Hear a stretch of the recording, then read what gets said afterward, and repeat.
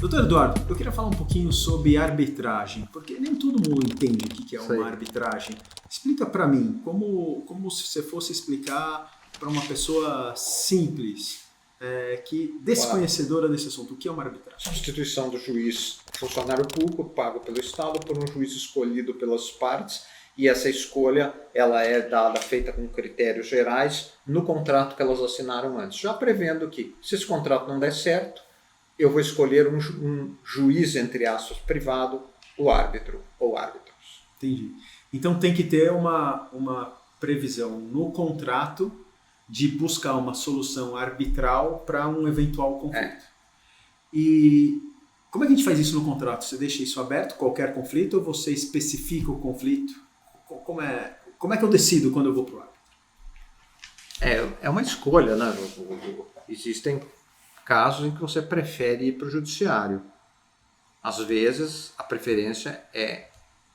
Não, mas se eu tenho no contrato que é a solução, que eu teremos arbitragem. Ele é obrigatório. Eu não posso ir para o judiciário, eu tenho que ir para o árbitro. Não, ela vai excluir a ida ao judiciário. Mas arbitragem custa dinheiro, né? Ela custa dinheiro, ela pode não ser tão transparente, existem excelentes árbitros, outros não tão bons, existem câmeras muito respeitáveis, outras não tão boas. Por exemplo, a gente tem agora lá no escritório o caso de uma câmera que teve que ser impugnada. É mesmo? Ela era filial de uma outra câmara de outro lugar, tinha questões criminais contra os membros da Câmara-Mãe, o procedimento não era transparente, árbitros desconhecidos, tudo indicava que tivesse alguma coisa errada ou muito errada naquela Câmara. Então, precisou ir para o judiciário, desfazer aquilo e as partes concordarem com o uso de uma outra Câmara.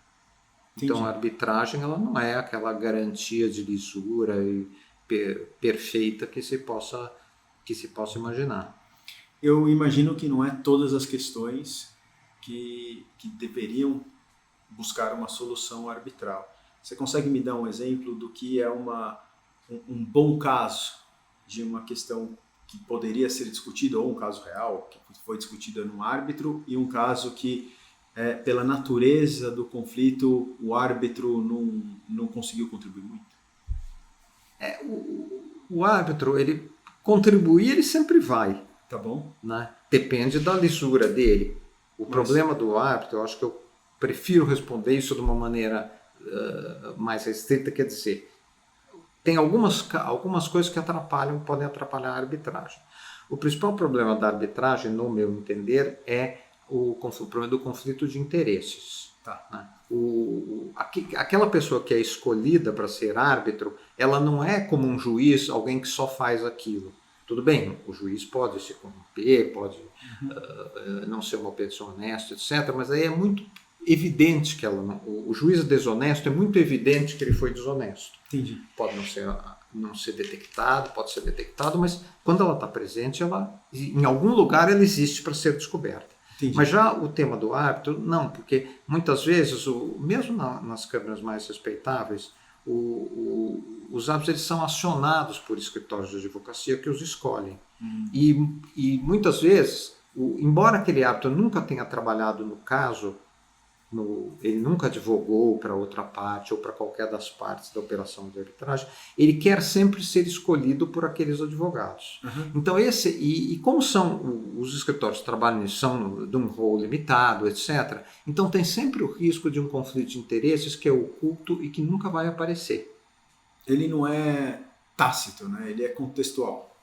Ele é um conceito, ele é contextual, ele pode estar sempre presente. Eu sou um árbitro, eu vivo daquilo, eu quero ser indicado para o próximo caso, eu vou ver com algum carinho o caso o escritório que me indicou hoje, porque ele será o mesmo que eu vou precisar para me indicar amanhã. Esse, na minha experiência limitada, é óbvio que eu não sou dono da verdade, mas é um problema da arbitragem. O outro problema que a pessoa tem que estar atenta para quem estiver escolhendo ela não é adequada quando tem disparidade de poder econômico entre as partes também. Porque o custo, para quê? Principalmente se você estiver defendendo aquele que tem menor poder econômico. Porque para esse, o custo daquela arbitragem vai pesar. E muitas vezes ela tem que ir sendo paga paulatinamente. Tudo bem, pode ter uma condenação em sucumbência também na justiça. Mas é uma coisa mais ligada ao valor da causa. Né? E a arbitragem ela tem custos fixos do funcionamento dos árbitros, etc. Então é isso que pode. Quanto à matéria, existe alguma matéria que a arbitragem não cuide tão bem? Ou cuide especialmente bem? Coisas muito especializadas, muito técnicas, ela pode ter uma tendência a cuidar melhor. Mas sempre vai ter esses problemas que eu falei antes. Entendi. Presentes eles no fundo do céu, ela vai ter que eu preciso de laudos, eu posso precisar de árbitros que inclusive não tenham formação jurídica, mas que tenham uma formação técnica muito específica. Isso ela faz bem. Os árbitros são sempre advogados ou nem sempre? Não, nem sempre. Eles podem ser escolhidos livremente de acordo com o que a cláusula arbitral disse. Tá bom. Muito obrigado. Se você está gostando do que você está ouvindo, você tem que acompanhar os nossos outros canais nas mídias sociais. O primeiro é óbvio. Você já me segue lá no LinkedIn? José Roberto Securato Júnior. Tá como José Securato. Me manda uma mensagem. Fala que você ouviu o podcast. Eu vou gostar de saber um pouquinho sobre você.